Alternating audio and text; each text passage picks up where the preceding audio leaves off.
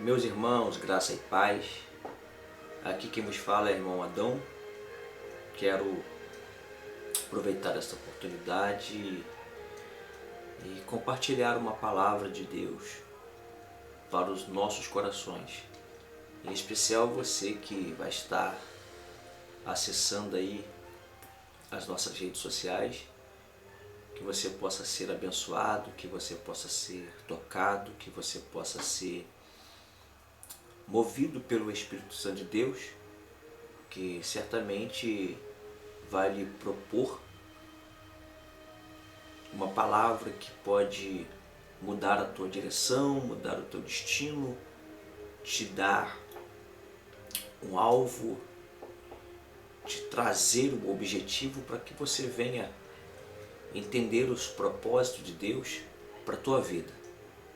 Quero compartilhar um texto que é bem conhecido de nós todos, Evangelho de Jesus Cristo, segundo escreveu Lucas, capítulo de número 15, a partir do versículo de número 3, nós vamos perceber Jesus trazendo alguns ensinamentos. E dentro dos ensinamentos que Jesus está trazendo e propondo para a multidão que lhe cerca, ele vai utilizar uma metodologia chamada parábolas. As parábolas que Jesus vai estar ilustrando, ela tem uma representabilidade do reino de Deus. Jesus ele veio trazer o reino de Deus, ele veio trazer a palavra de Deus e ele utilizava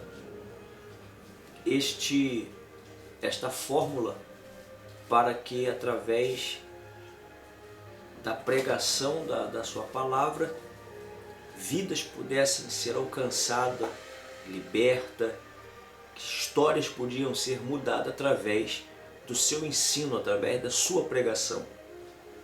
E a gente estudando esse Evangelho de Lucas, capítulo 15, a partir do verso 3, Jesus ele vai fazer menção de uma parábola acerca de uma ovelha perdida.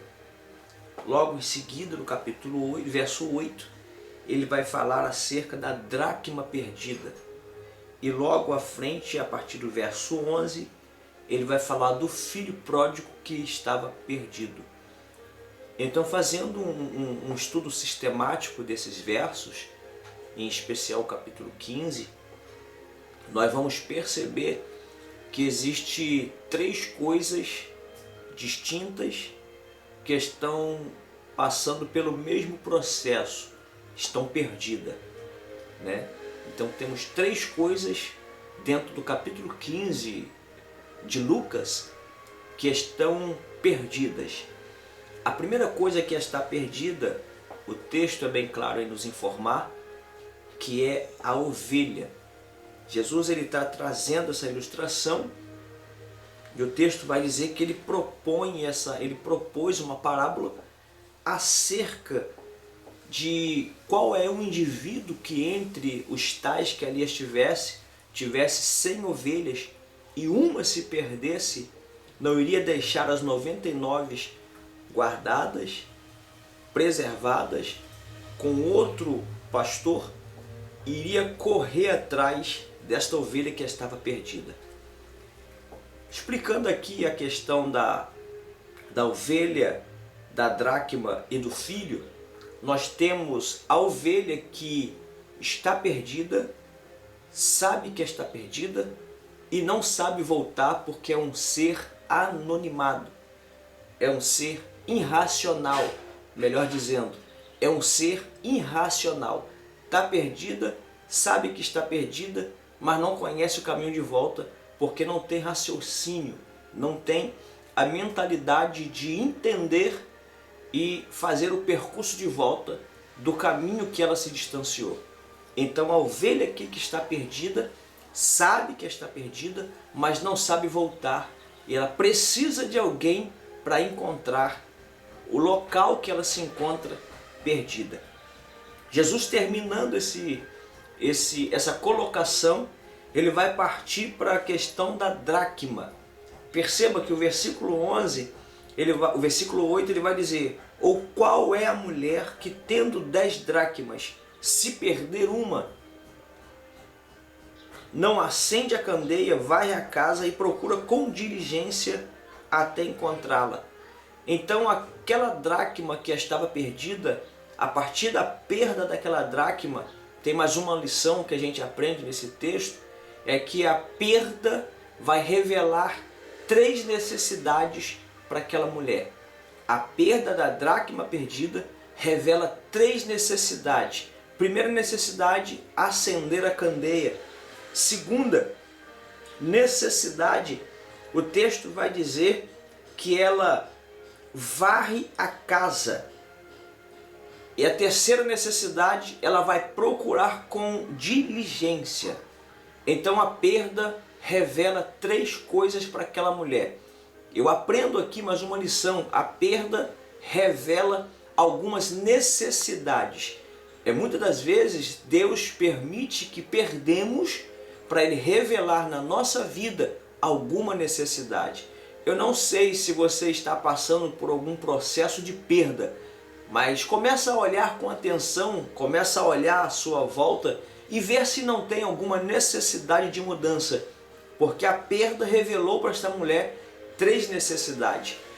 Voltando aqui para o raciocínio lógico do texto, a dracma está perdida, não sabe que está perdida, porque é um ser anonimado. Então a ovelha está perdida, sabe que está perdida e não conhece o caminho de volta, porque é um ser irracional. A dracma está perdida, não sabe que está perdida, porque é um ser anonimado. E entrando na parábola agora do filho pródigo, já quero ser bem rápido aqui, máximo 10 minutos, para não ficar enfadonho. Nós vamos ver que ele continua propondo a parábola.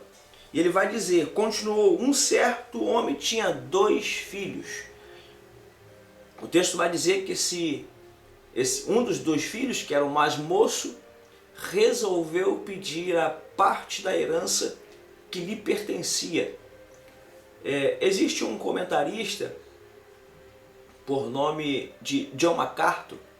Ele vai falar acerca desse pedido e ele vai usar um termo que é um pedido vergonhoso.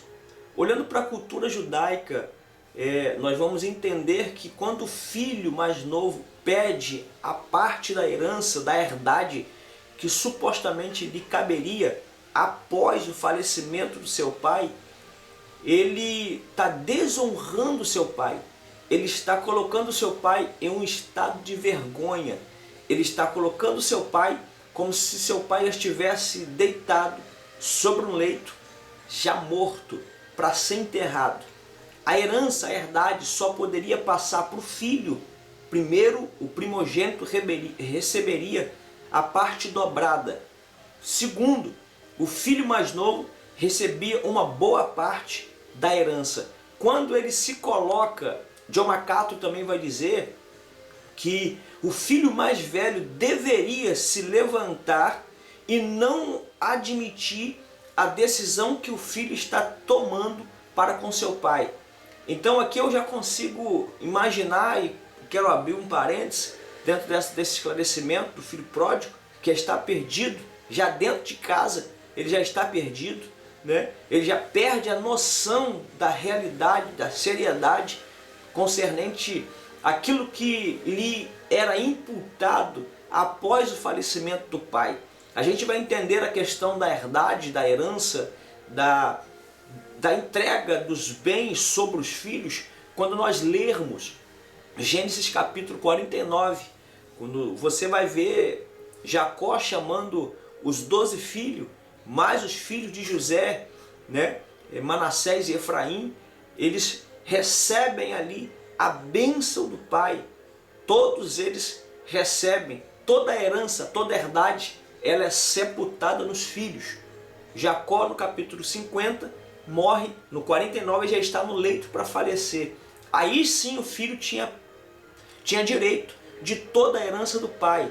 O pai estando vivo, com força, com vigor, com graça na vida, de forma alguma, dentro da cultura, ele poderia passar a herdade. Mas o texto vai dizer que o pai chama os dois filhos e divide entre si.